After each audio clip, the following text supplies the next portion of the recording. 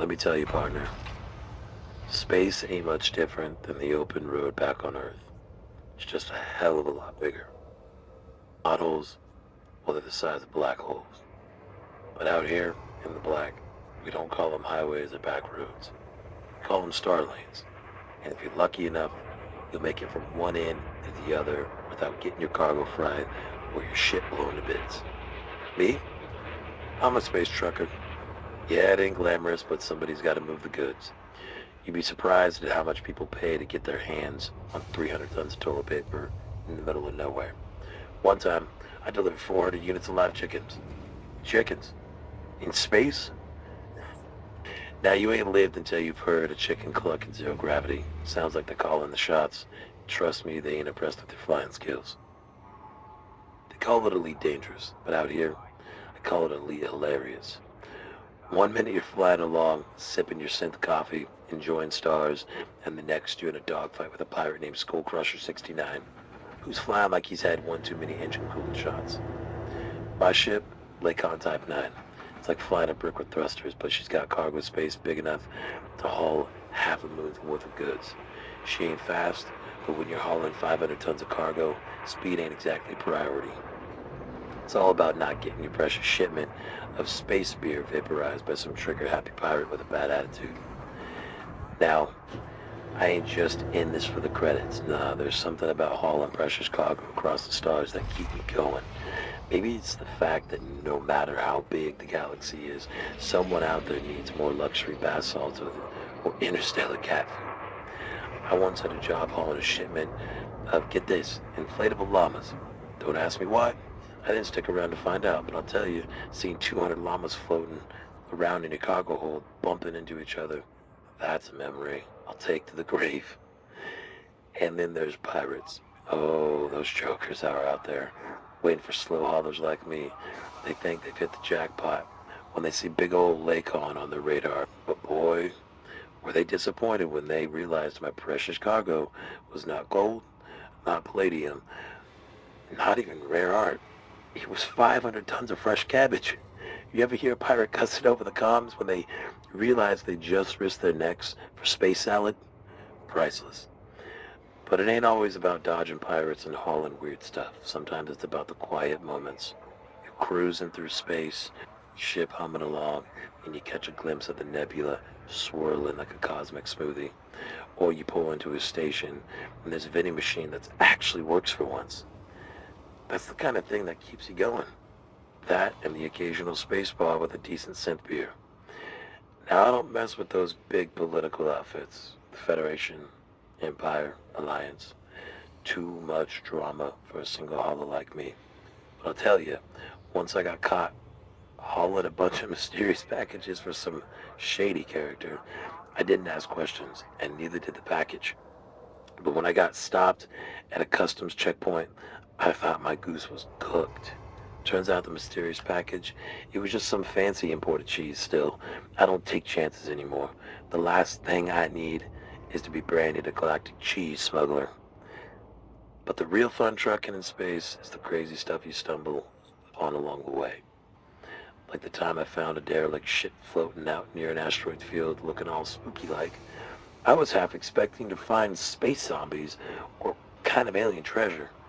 Nope, just a cargo hold full of, wait for it, exercise bikes. Who leaves 200 exercise bikes floating in space? Someone with a weird sense of humor, that's who. But you know, space trucking isn't for everyone. You gotta be able to laugh when things go sideways. Like when your ship malfunctions and suddenly all your food packets start floating around like a buffet gone wild. Or when you realize the emergency ration bar you've been saving tastes like compressed cardboard and regret. But hey, you get used to it. And if you're lucky, maybe you'll run into a fellow trucker out there and you can swap stories about who's hauled the weirdest cargo. So yeah, life as a space trucker, it's dangerous, but it's also full of surprises. And if you can get a handle on long hauls, the occasional pirate attack, and the fact that somebody's your biggest payday is a shipment of inflatable llamas, well, partner, there just might be a place for you out here in Elite Dangerous. But remember, keep your shields up, your cargo locked tight, and don't let the chickens near your controls. So there it is, partner. Life in the fast lane, or more like the slow, steady, slightly ridiculous star lanes of the space trucking. It ain't glamorous, it ain't pretty, but it's a job. You'll see things out there you wouldn't believe, and things you'll wish you hadn't. You'll haul cargo that makes you question the sanity of whoever ordered it, and you'll dodge more pirates than you ever thought possible. But at the end of the day, when you finally pull into port, park that big old hauler, and crack open a synth beer, there's a sense of satisfaction that only comes from moving cargo across the stars, no matter how weird it is. So if you think you're up for the long hauls, the odd jobs, and a whole lot of laughs along the way, then welcome to the wild, wacky world of space trucking. And remember, out here, it's just you, your ship, whatever crazy things in your cargo hold. And if things go sideways, well, just laugh and keep on flying. Catch you on the star lanes, partner. And hey, if you see me out there, don't forget to honk.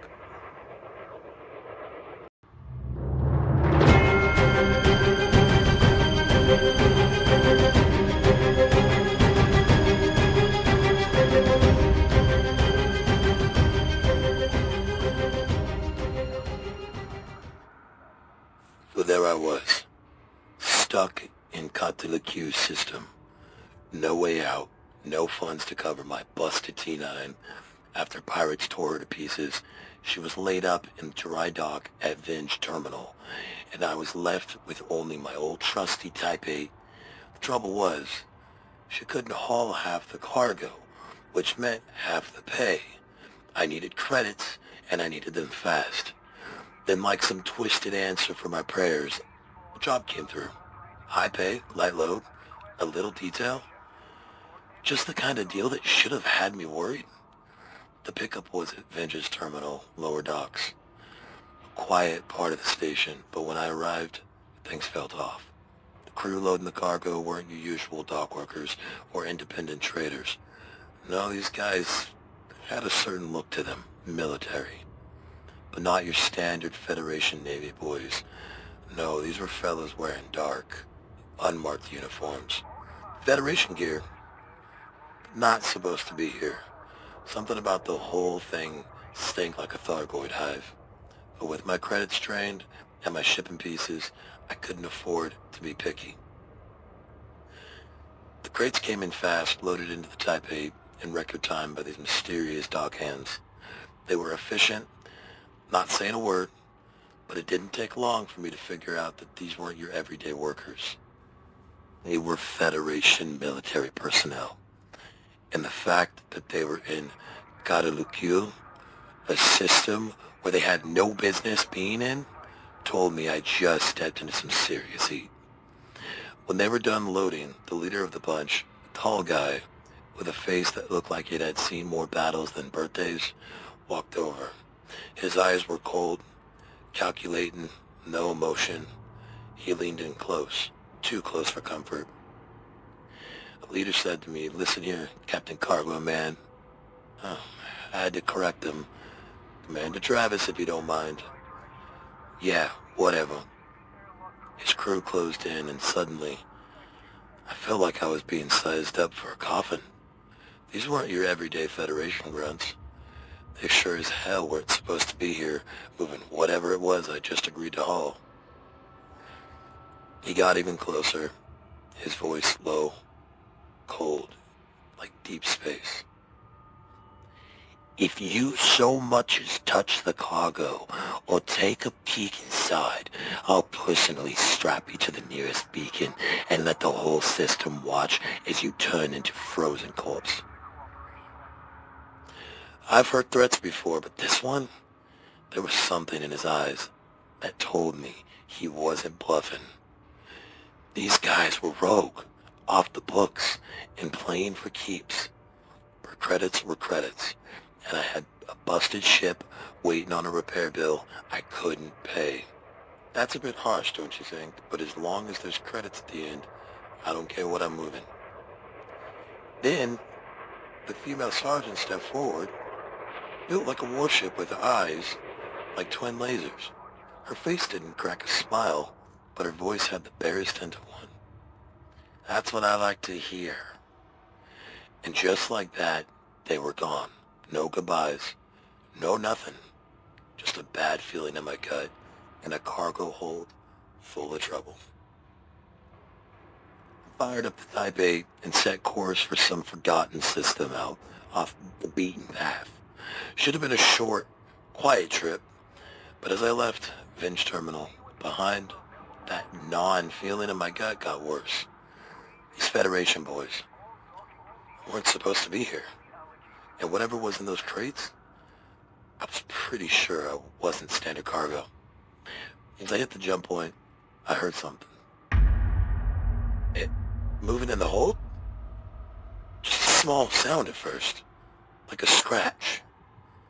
I tried to ignore it, figuring it was nothing. But then I heard it again. Louder this time. Metal on metal, like something was shifting. And it wasn't the crates. Curiosity got the better of me, and I left the pilot's seat to check out the hold. The crates were all stacked nice and neat, but one of them looked off. I shouldn't have touched it. I know, I wasn't supposed to, but damn it, I had to see what was making that noise. I reached for the latch, hesitant but determined. Just one peek, I told myself. The moment my hands got close, the latch popped open on its own. The lid shifted, a thin, sharp claw pushed through the gap, moving slowly, like it was feeling its way. My heart stopped. This wasn't just cargo. This was something alive, and it was starting to escape. I backed up, eyes glued to that claw. Whatever was in there wasn't human, and it sure as hell wasn't friendly. As the claw crept further out, I realized I'd just stumbled into something way over my head. Federation soldiers weren't supposed to be here, and whatever they were moving was something they didn't want anyone else to know about. And now, it was about to get loose on my ship. I was in deep now, and there was no telling how bad this was gonna get.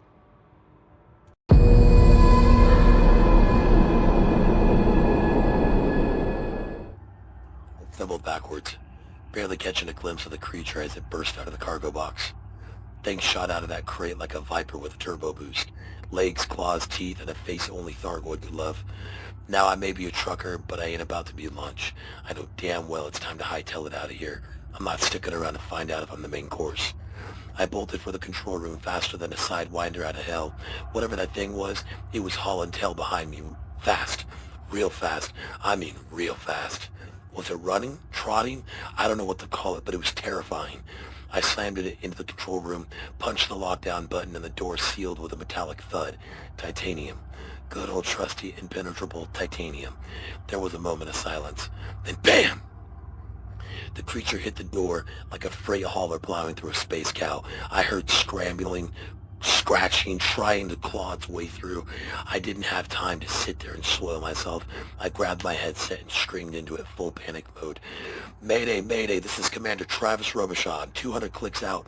Vinge Terminal, I was transporting cargo, but whatever was in the damn box is loose, and it's alive. Repeat, it is alive." I waited for a response. Nothing. Just static. It was dead quiet on the comms, almost like someone didn't want me calling for help. It wouldn't surprise me one bit. Those sneaky Federation boys must have jammed the comms. Typical. If their operation goes south, they don't want anyone to know. Not even the poor schmuck like me caught in the crossfire. Desperate, I dashed over to the cockpit, slammed the emergency beacon, and prayed. My squadron would get the signal, but the comms still jammed. No word in or out. I was on my own, and if that beacon didn't make it, well, let's just say I'd be a goner faster than I could come up with another crude joke. Before I could think of my next move, 3 ships dropped out of Super Cruise. Federal dropships. And it wasn't my squad mates or system security. It was those damn Federation agents who loaded my ship. One of them keyed into the comms, the smirk in his voice almost visible through the static. "Well, well, well, Cmdr Travis. Looks like you went and looked inside the cargo." I was angry. I did not, and one of you buffoons left it unsecured. I could hear them cursing through the mic. Damn it! I told you guys not to mess this up. Now we've got to destroy the evidence and prepare to fire. This is Commander Straighttaker to Commander Travis. We received a distress call. The squadron should be arriving any second. I was ecstatic. I tried to respond to Commander Straighttaker before I realized what the Fed said. Prepare to what? Before I could react, I heard the unmistakable sound of a ship dropping out of Super Cruise right behind me. I glanced at the radar. Green signal? Friendly? I couldn't believe my eyes. This is Commander Straighttaker to Commander Travis Robicheaux. You okay in there? Yes, I'm okay. Those are unauthorized federal agents. What happened next made every hair on my body stand at attention.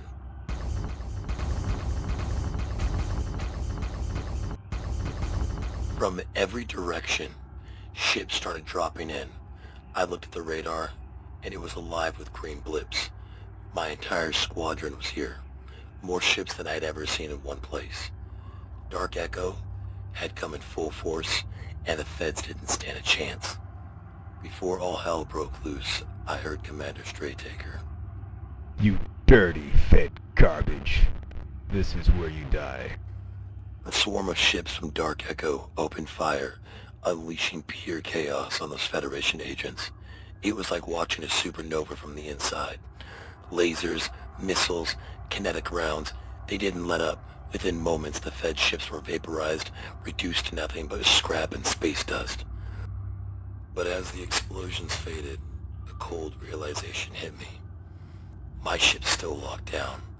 The creature's still out there, and I can't get out of this damn control room without facing that thing. I looked around, panic setting in. How the hell am I going to get off this ship if I can't get past the door? And just when I thought things couldn't get any worse, they did.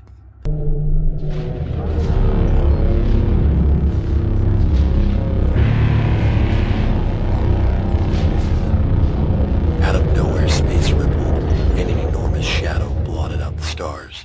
I checked the scanner. An unidentified capital-class destroyer had just jumped into the system. The kind of firepower you don't see unless it's for something big. It was here to back up the Federal agents, but those agents were already dust, thanks to Dark Echo. Now I was sitting in a dead-in-the-water ship, with a creature loose inside, while a capital-class destroyer was staring down me and my squadron. The stakes just went from bad to worse, and I was caught in the middle. And the only thing I could think to myself is, what the hell is in my cargo bay?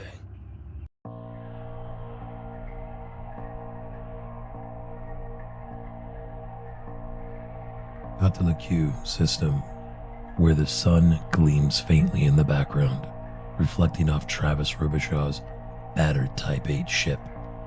Electrical sparks shoot from the emergency beacon, illuminating the dark void around it. A massive, unidentified capital-class destroyer hovers ominously nearby. Dark Echo ships have taken up defense positions. Tension is thick in the air, like the quiet before an inevitable storm. The recent battle with the Federation agents may have ended, but the real danger had only just begun. Space can be a cold, unforgiving place, but today, it felt personal.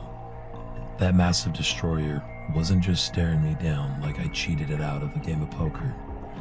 No, this was something else.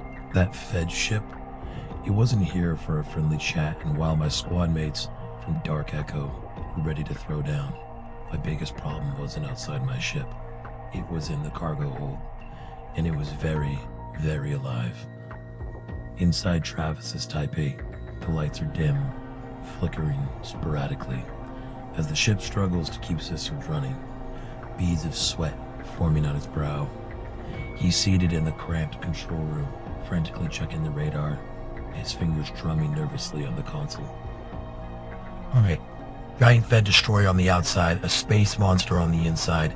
Fantastic. Just another Tuesday in the Q system. What could possibly go wrong? Let's just say I've been in some tight spots before. Smuggling, bounty hunting, even a little pirate dodging here and there. This was a whole new level of oh hell no. There I was, trapped between a Federation secret ops ship and a creature I had no business transporting, and to top it off, my squad mates were on the verge of kicking off a war with the feds. The door leading to the rest of the ship rattles ominously, reminding Travis of the real danger inside. His heart pounds as he eyes the door. Whatever is in that cargo, it wants out, and fast. Travis checks his weapons, pulling a small plasma cutter from the emergency armory.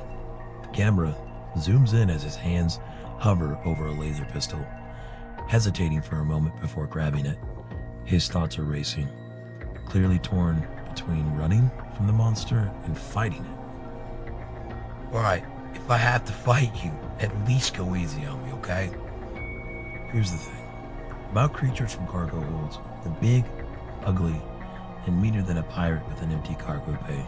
But most importantly, they don't like being locked up. And I was the one who was gonna have to deal with it. Travis's internal ship systems beep loudly as a warning flashes on his screen. Primary power, reserve low, auxiliary systems failing. Oh, come on, really? First the creature, then the feds? And now my ship's dying on me? Why not throw in a fuel leak while you're at it? Outside the ship, the Dark Echo Squadron circles the Capital-class destroyer, keeping their distance but ready to engage. Several fighters break formation and buzz past the destroyer, testing its response time. But the massive warship remains still, scanning the battlefield. Travis, you there? Report your status. We've got the destroyer in our sights, but it's not moving. It's like they're waiting for something. Caretaker, we've got bigger problems. Whatever I'm transporting, it's alive, and it's loose in my ship. And trust me, it ain't a cute space kitten. Plus, that destroyer, it's not waiting. They're buying time, probably to figure out how to silence me without attracting more attention. Copy that. Look, we're ready to light them up, but you gotta take care of that thing inside. Otherwise, we're gonna have a whole new set of problems. Report your status. What, my status? Well, let's see. I had a giant clawed nightmare pounding on the door, a Fed warship breathing down my neck, and my ship was about 2 power cycles away from shutting down entirely. So yeah, things are going pretty smooth. Travis grips the plasma cutter tightly, his knuckles turning white as the door shakes again. This time, the pounding is louder, more urgent.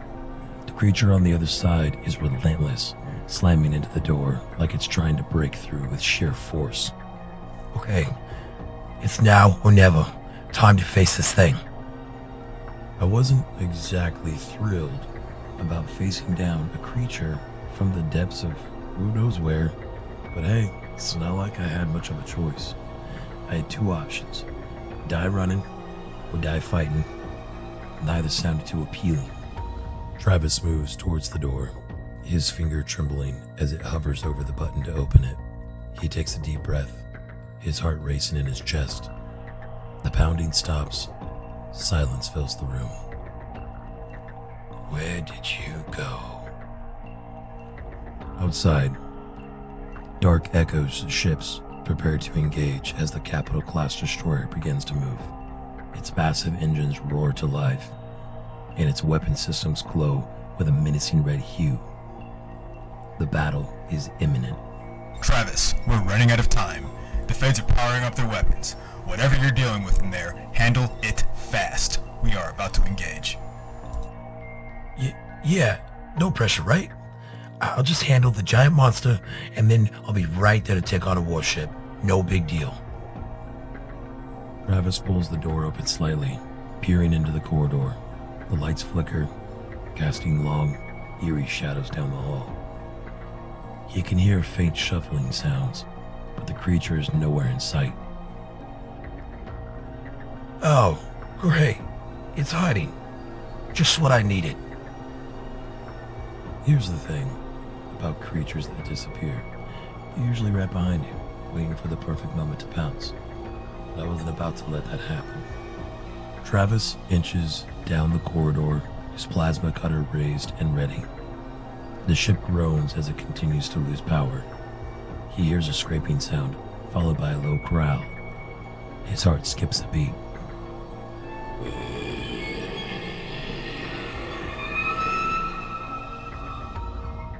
Alright, you big ugly space thing. Come on out. Let's settle this. Suddenly, the creature lunges out of the shadows. It's massive, towering over Travis with grotesque mix of metallic scales and organic flesh. Its long, sharp claws gleam in the dim light. It screeches. Travis stumbles back, firing his plasma cutter wildly. The shots graze the creature's armor like hide, but it barely slows down. Okay, very bad idea. Very bad idea. The creature charges at Travis, slashing at him with razor-sharp claws. He ducks, narrowly avoiding a fatal strike. The corridor is too narrow for him to maneuver easily, and the creature's speed is overwhelming. It was faster than I thought. Much faster. If I didn't come up with a plan, and quick, I was going to end up as Space Chow. Travis sprints down the corridor, heading for the cargo bay. He dives through the doorway and slams the door shut, panting heavily as the creature slams into the other side. The metal door groans under the pressure, but holds for now. Okay, think, Travis. Think. It's fast, it's strong, but maybe it's not so smart if I can just lure it into the airlock. The creature screeches again, pounding on the door relentlessly. Travis glances around the cargo bay, his eyes locking onto the airlock controls. A plan begins to form in his mind. Here's the thing about big, nasty creatures. They're all muscle, no brains. If I could just trick it into the airlock, well, it'd be game over. At least, that was the plan. Travis runs to the airlock controls and frantically begins setting them up. The creature's pounding gets louder, more desperate. As if it knows what's coming, the door buckles under the pressure, and Travis braces himself. Alright, big guy, come and get me. The door bursts open, and the creature charges into the cargo bay. Travis dives out of the way, narrowly avoiding its claws. He rolls to the side and slams his fist on the airlock button. The outer door hisses open, and the creature is sucked out into the vacuum of space with a screeching roar. Travis collapses on the floor, gasping for breath. He wipes the sweat from his brow and chuckles to himself. Well, that was fun. Just as he's about to radio for help, the ship shudders again. This time, it's not from the creature. Travis looks out the viewport to see the unidentified Capital-class destroyer looming closer, its main weapons powering up. You got to be kidding me. And just as all hope seems lost, another wave of Dark Echo's ships jump in, cutting off the destroyer's advance. But this time, they're not alone. Suddenly, an unknown capital ship jumps into the fray, dwarfing even the destroyer. Its markings are unidentifiable, but it's clear. It's here to help Dark Echo. Looks like the cavalry arrived, but who the hell are they? The scene ends with Travis staring out the viewport, the mysterious ship moving into formation as the battle escalates to an entirely new level. The sheer power of both capital ships side by side was deafening, their colossal hulls groaning under the strain. Travis and his Type 8 was nothing more than a flicker in the vastness, a mere speck in the shadow of the Titans. It was astonishing that the Federal destroyer could even track him, with the unidentified capital ship towering ominously overhead. The Federal crew was clearly unprepared for this, but they knew one thing. Travis and his dangerous payload had to be obliterated before he slipped through their fingers and escaped. Just as the Feds prepared to make their move on Commander Travis, the unidentified capital ship unleashed a storm of missiles, at least a few dozen screaming toward the Federal destroyer. The impact echoed through the void, the missiles hammering the side of the Federal ship, their shields barely held, sparking under the relentless barrage. But Travis wasn't as fortunate. A stray missile slammed into the rear of his ship, sending him hurtling violently across the cabin. He grasped desperately for anything to slow his momentum. His ship survived, thanks to the only thing keeping him alive: his meticulously engineered shields. They were the sole upgrade on his rugged Type 8, a ship he had barely owned for a few months. But he knew if the pirates ever closed in on him, those shields were his lifeline, buying him precious moments for his frameship drive to spool up and to save him from certain death. Now in the chaos, he clung to that hope more than ever. Once Cmdr Travis's ship finally came to a halt, assisted by the inertia thrusters, the sound of cargo slamming violently in the hold echoed through the cabin. But something felt off. That's when it hit him. There was more cargo, which meant more creatures. His stomach dropped. Could there be more? Or was this just one? There couldn't be more of those things on my ship, could there? Then again, with my luck, I need to arm myself now. Before he could reach for a weapon, a chilling sound cut through the silence. Faint, but unmistakable. Screeching, claws scraping against metal, followed by the rapid thudding of countless footsteps. A horde. There was a horde of creatures loose on his ship. The horrifying realization sank in. This wasn't just bad luck. This was a nightmare. Commander Straighttaker, I need you here now. I've got a cargo hold full of those creatures and I don't have much time. I'm going to have to bail. The escape pod's too far and I can hear them. An entire horde. They got loose. There's more. Tons more. We're pinned down with Federal ships. A destroyer just jumped in. It's going to take me time to... The unmistakable sound of more ships jumping into the fray echoed through the comms. Scratch that. More ships just arrived. I'm breaking off. Travis, I'm on my way. The roar of Straighttaker's boosters ripped through the radio. Travis's eyes widened, his heart racing, his skin went pale as the terrifying sound of claws scraping metal echoed down the corridor. They were close, rounding the bend, stampeding toward him. Maybe they didn't know he was there, but instinct drove them. The pack was heading straight for the door. With no time to think, Commander Travis yanked on his helmet, his breath shallow. He aimed his plasma cutter at the cockpit glass and fired. In an instant, the vacuum of space ripped him out of the canopy. He tumbled uncontrollably through the void, clawing and kicking. Desperate for control, his suit alarms blaring in his ears. His body slammed against the side of his Type 8, the impact jarring him but slowing his wild spin. He fought to steady himself, barely hanging on to any sense of direction. This was chaos, but it wasn't over yet. Travis spotted a metal valve jutting from the ship, his only lifeline. He knew this was his one shot, the only way Straighttaker would have any chance of finding him. With desperation, he lunged for it and held on with everything he had. His breath was ragged as he turned back towards the shattered canopy he'd just escaped from. And what he saw made his blood freeze. Hundreds of glowing eyes stared directly at him from inside the ship, their heads turning in a eerie, perfect unison. Travis mumbled to himself, terror gripping his chest. They can breathe in space. Please tell me I'm wrong. One of the creatures shifted, crouching low like a predator preparing to strike.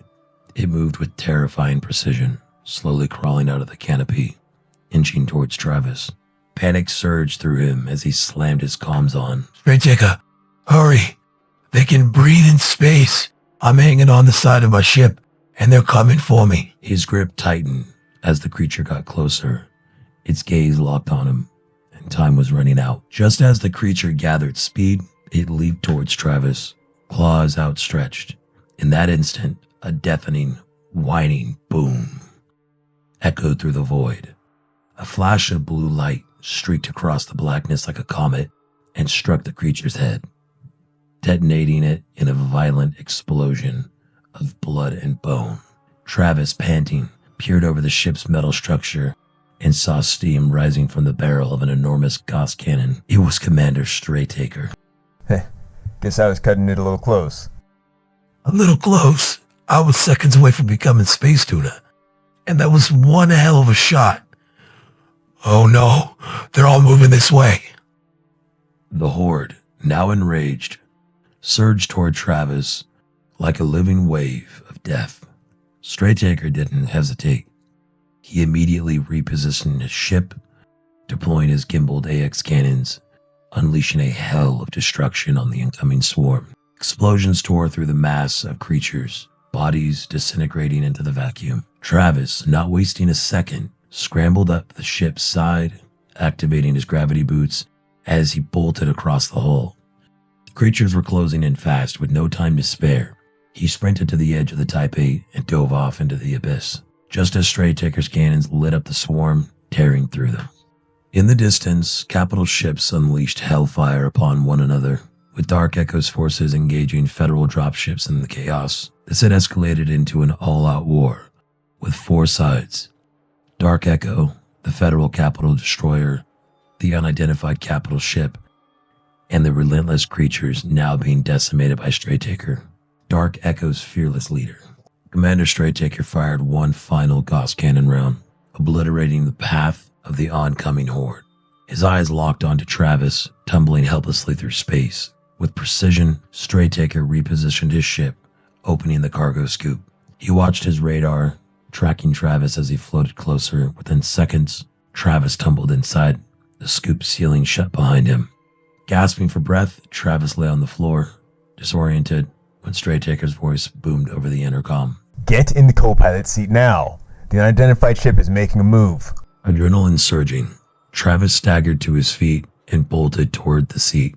As he peered through the canopy glass, he stared in disbelief. He could see the unidentified capital ship's tractor beam locking onto his Type 8, dragging it in like prey. Are they stealing my Type 8? I'd call it reclaiming. Those creatures had already hijacked it. I think they're after your cargo. Let them have it. I don't want anything to do with that cursed ship. Agreed. Without hesitation, Straytaker activated the squadron's comms. Attention all Dark Echo forces. Commence immediate high wake. We can't afford losses and we are running low on ammo. As Travis watched, his Type 8 was slowly being pulled toward the gaping maw of the unidentified ship's cargo bay. Within the tractor beam, the creatures aboard his ship appeared suspended, frozen, almost as if time had slowed. The creatures were locked in stasis, and his ship was now fully in the hands of something far more dangerous. That has to be a static beam. It's freezing all those creatures. There's no way anyone would willingly bring those monsters on board without a way to control them. A cold realization hit Travis. What if they were recovering their own cargo? What if the feds had stolen it? As rough as the Federation could be, what if this time they were the good guys trying to intercept something far worse? Travis's thoughts raced, searching for answers. He knew he needed more information, needed time to figure out who the real enemy was and who to avoid. He considered hailing the Federal destroyer, but deep down, he knew it would be useless. Meanwhile, Straytaker observed the last of his Dark Echo forces jump out of the sector. As he turned his ship toward the nearest system, Travis glanced back through the viewport. His jaw fell open as he witnessed the final moments of the battle. The unidentified capital ship unleashed a massive beam of power, piercing the Federal capital destroyer's command deck. In a split second, the destroyer explodes violently, ripping apart as fire and debris scattered into the void. The colossal ship, having dealt a fatal blow, ripped through space and vanished into the blackness, just as Straytaker's ship made its jump. When the jump ended, Straytaker turned to Travis, raising an eyebrow. You look like you've just seen a ghost. You just fought off a horde of monsters aboard my ship. Watched 2 Titan-class vessels tear each other apart. Got blown out of a canopy, nearly died in space, had my ship stolen, and saw our pursuers get obliterated. Who was that capital ship? How do they have something that massive? What faction has that tech? Well, it seems you're out of a ship, but our problems might have taken care of themselves. Travis leaned back, trying to process everything, when suddenly A notification flashed across his HUD. His helmet pinged with a message, and his eyes widened. The message read, "Transfer complete. 250 million credits received." And there was a note. "Sorry for taking your ship. We'll explain things later. For now, lay low." Stray Taker, that capital ship just stole my Type 8, but they just transferred me millions. Stray Taker stared at him, eyes narrowed. Who the hell are we dealing with? The credits felt like a bribe, an offer from something far more powerful and dangerous than they could comprehend. Travis knew this wasn't over. Whatever they were caught up in was only the beginning.